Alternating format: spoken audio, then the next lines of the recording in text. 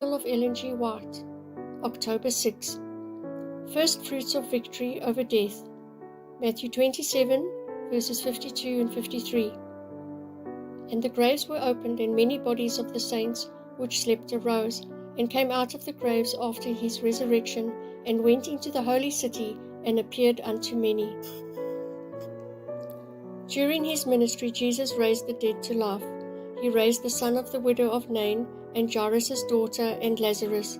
But these were not clothed with immortality. After they were raised, they continued to be subject to death and decay. But those who came forth from the grave at Christ's resurrection were raised to everlasting life. They were the multitude of captives who ascended with him as trophies of his victory over death and the grave. These went into the city and appeared unto many, declaring, Christ has risen from the dead, and we be risen with him. Some were terrified at the sight. They bore the most undeniable evidence not only of their own resurrection, but of the resurrection of the crucified Redeemer.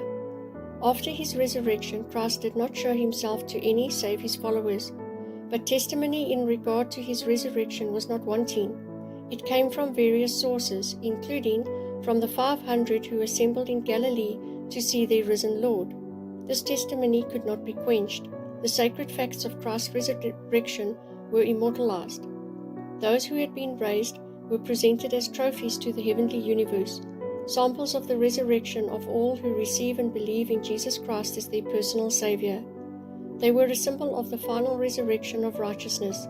That same power that has raised Christ from the dead will raise his church as his bride and glorify it with Christ above all principalities, above all powers, above every name that is named, not only in this world, but in the heavenly courts, the world above. Christ was the first fruits of them that slept.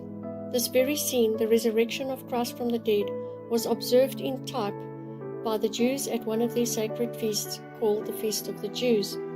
They came up to the temple when the first fruits had been gathered in, and held a feast of thanksgiving. The first fruits of the harvest crop were sacredly dedicated to the Lord.